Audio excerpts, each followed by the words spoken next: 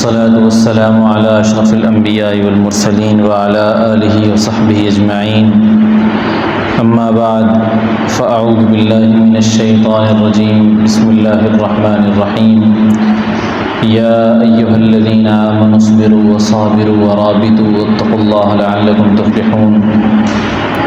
قال الله تبارك وتعالى في مقام آخر ومن يطع الله والرسول فأولئك مع الذين أنعم الله عليهم من النبيين والصديقين والشهداء والصالحين وحسن أولئك رفيقا صدق الله العظيم اللهم صل على سيدنا ومولانا محمد وبارك وسلم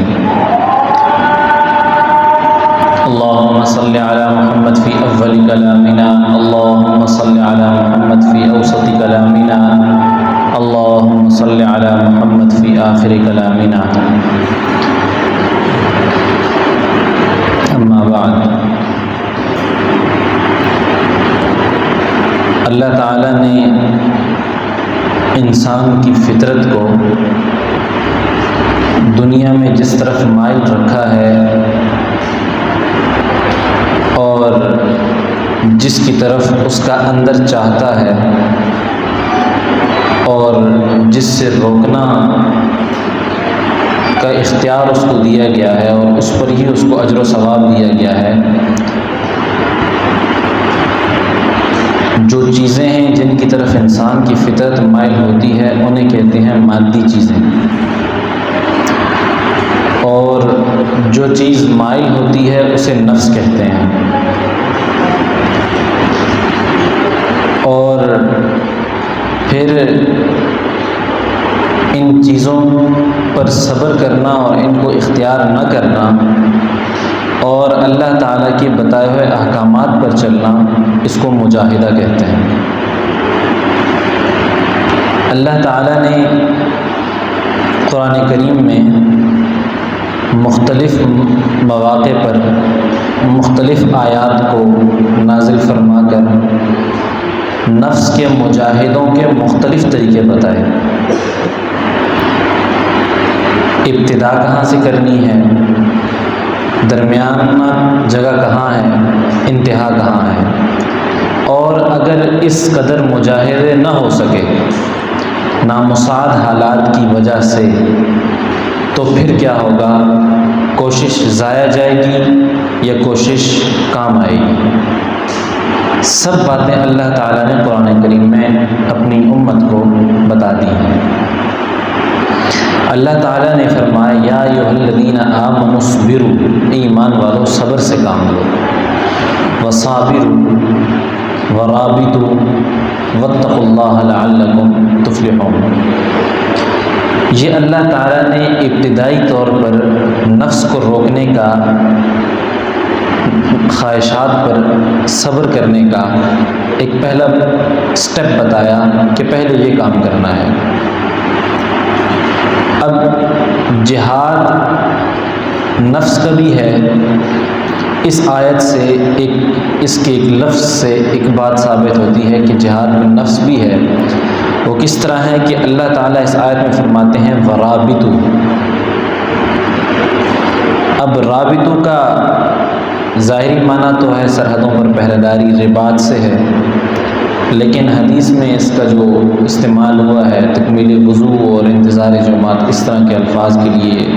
لفظ استعمال ہوا ہے۔ بہرحال خلاصہ یہ نکلتا ہے کہ انسان نفس کا مجاہدہ کرے اور مادی چیزیں جو ہیں ان پر صبر کرے، ان کو اختیار نہ کرے، بلکہ جو اللہ تعالیٰ کے بتائے ہوئے راستے ہیں ان پر عمل کرے۔ اب جب انسان راہ سلوک میں آتا ہے تو اس پر راہ سلوک پر آنے سے پہلے چند چیزوں کا غلبہ ہوتا ہے، نفس کی کثافتیں ہوتی ہیں اور بہت ساری گندگیاں ہوتی ہیں جن کا تعلق اخلاق سے بھی ہے، جن کا تعلق اعمال سے بھی ہے، جن کا تعلق عبادات سے بھی ہے، زندگی کے ہر شعبے سے اس کا تعلق ہوتا ہے۔ اور پھر جب انسان راہ سلوک میں جڑتا ہے تو اس کو گاہے بگاہے اپنے ان جرموں کا احساس ہوتا رہتا ہے۔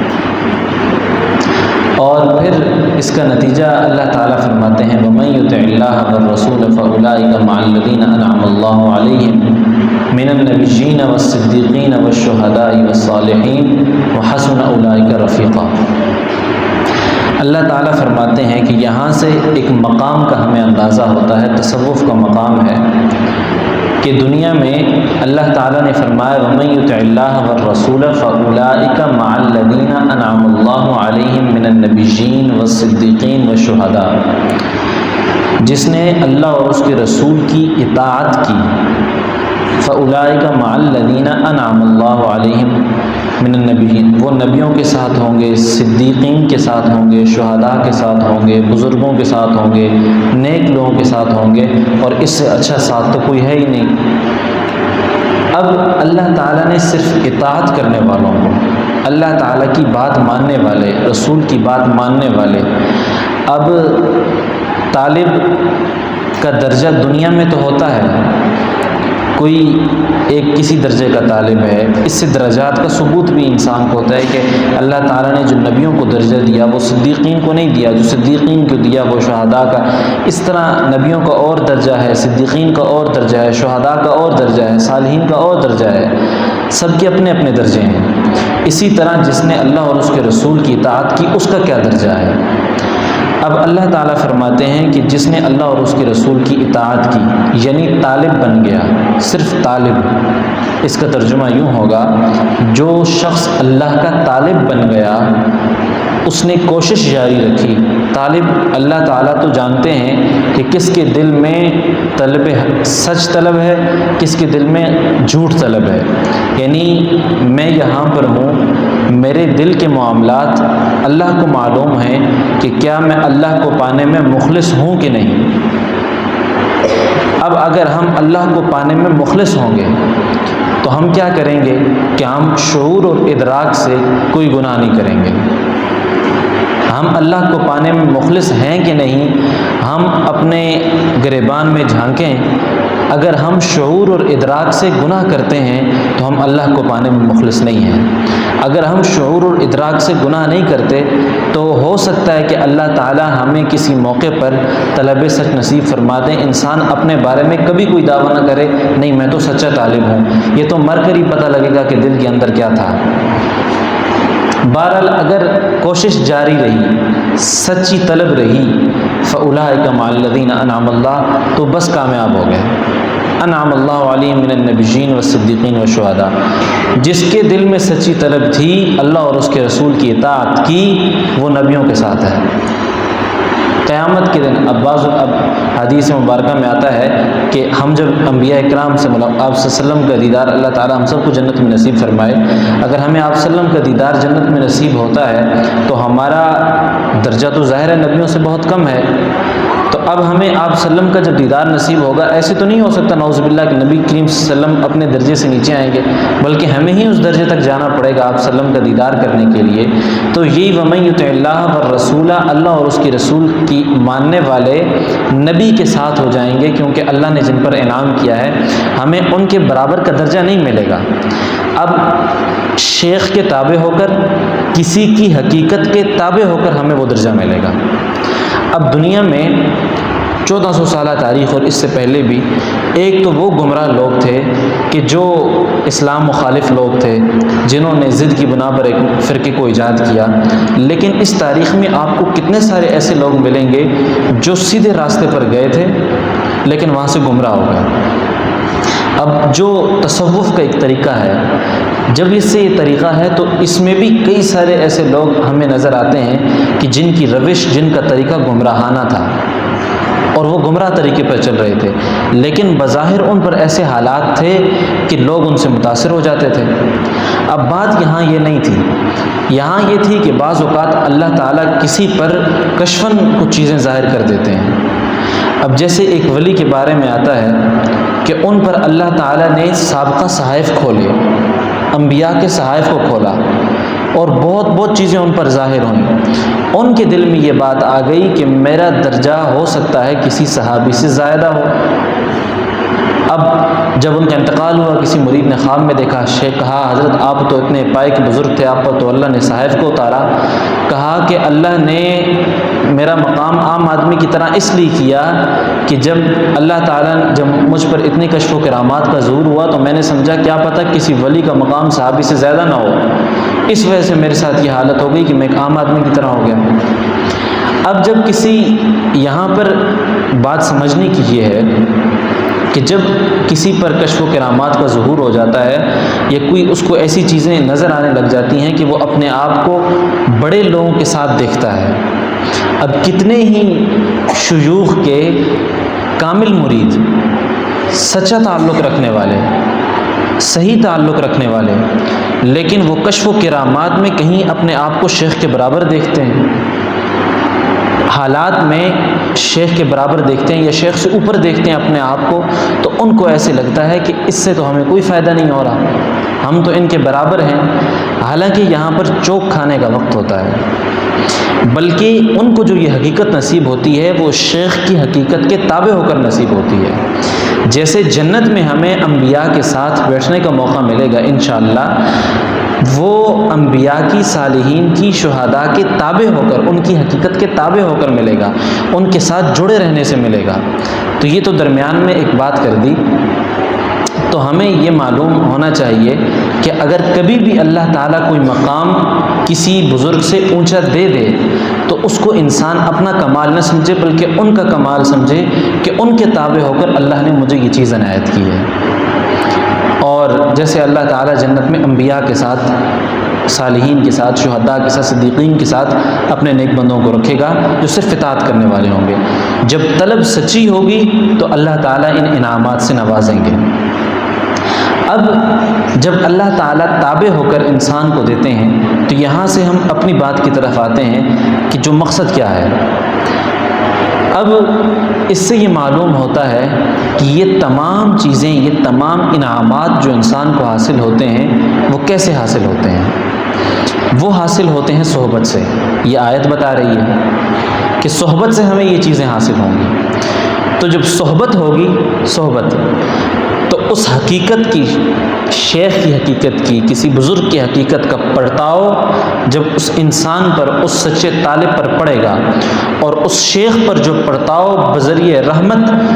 اللہ تعالیٰ کی وسیع رحمت جب کسی نیک بندے پر پڑتی ہے اور اس نیک بندے کے پاس بیٹھنے والا اس شیخ کی حقیقت کے تابع ہو کر اس پر بھی وہ جب پرتاؤ پڑتا ہے تو اللہ تعالیٰ اس کو اس کے ساتھ ملا دیتے ہیں۔ کیونکہ ایک بزرگ فرمایا کرتے تھے کہ اگر اپنے معاملات سیدھے کروانا چاہتے ہو تو کسی اللہ والے کے دل میں بیٹھ جاؤ۔ ہمارے حضرت فرمایا کرتے ہیں اکثر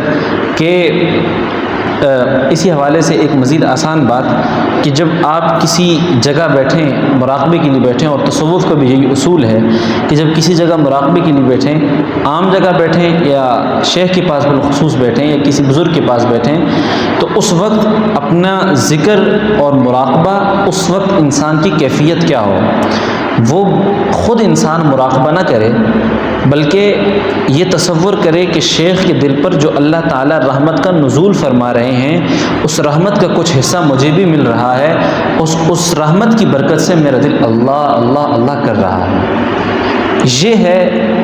حقیقت کا تابع ہونا۔ اور جب انسان اس حقیقت کے تابع ہو کر چلتا ہے تو پھر انسان دنیا میں بھی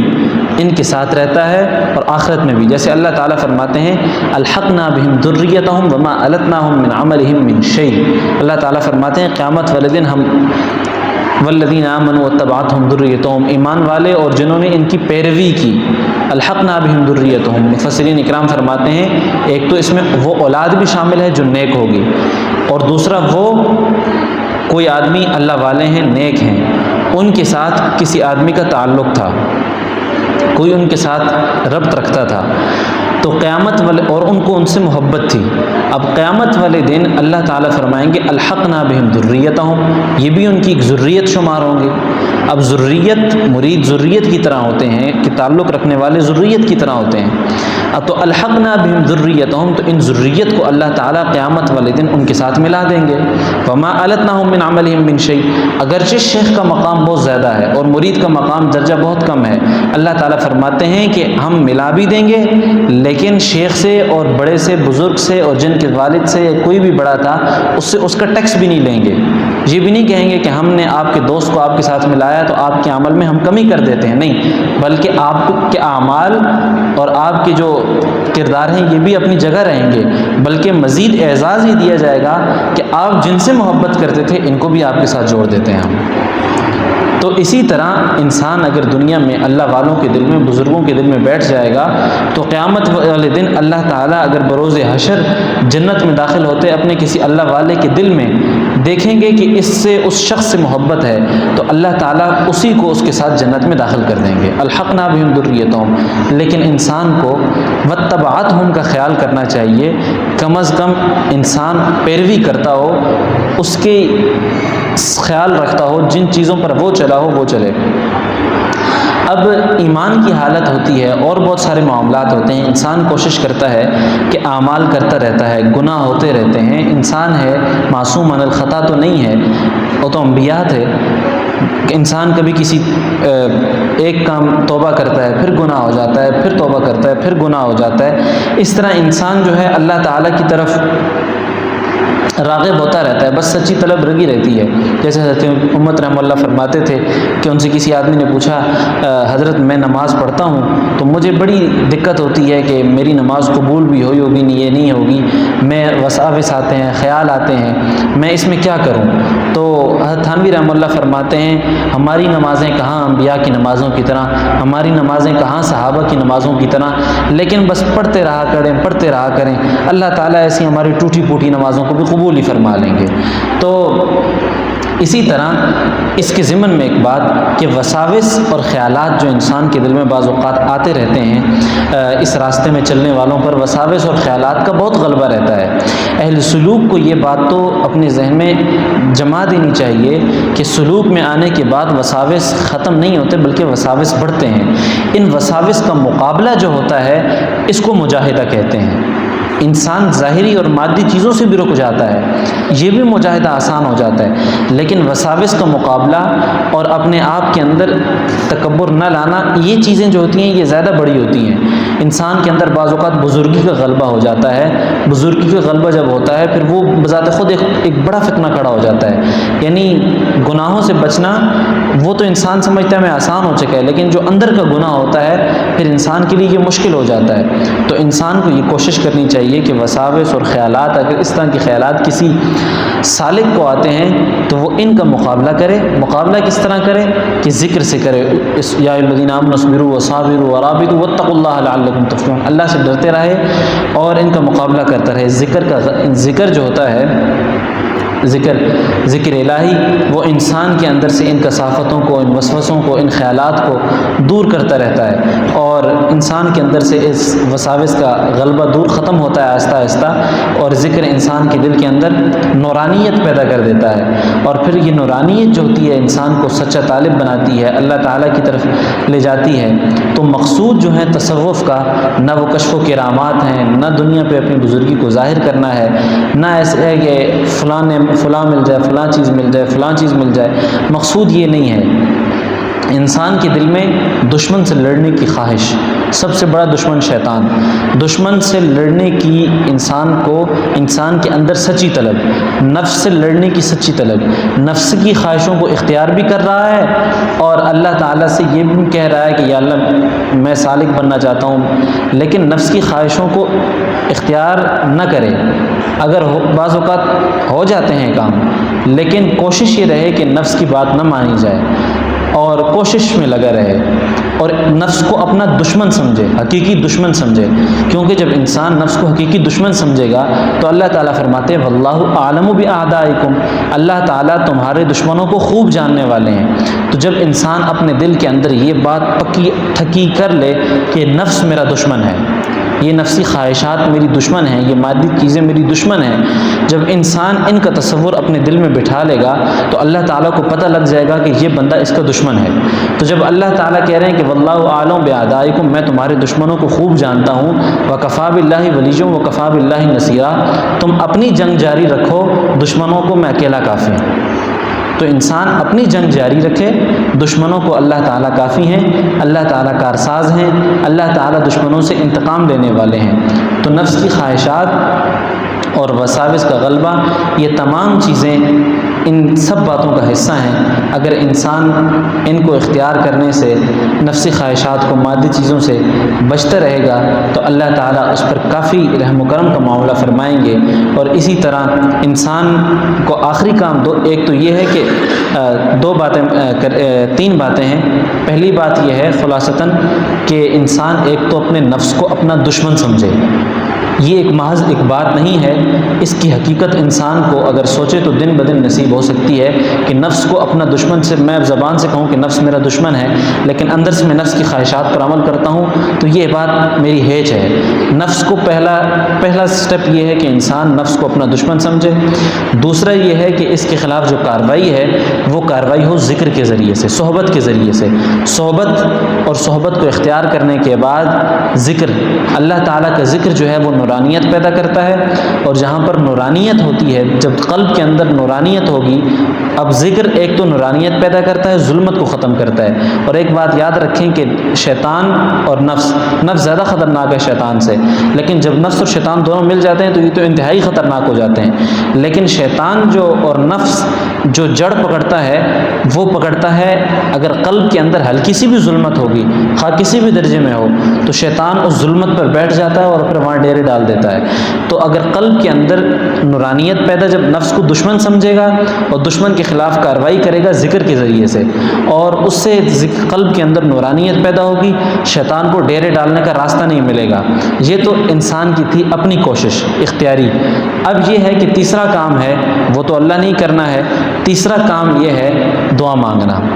اللہ تعالیٰ سے دعا مانگتے رہنا۔ یا اللہ مستقل دعا، ہم دنیا کے لیے دعا مانگتے ہیں، دین کے لیے دعا نہیں مانگتے، نفس کی خواہشات کے لیے ختم کرنے کے لیے دعا نہیں مانگتے۔ تو تیسری بات یہ ہے کہ انسان اپنے حوالے سے اللہ تعالیٰ سے مانگتا رہے،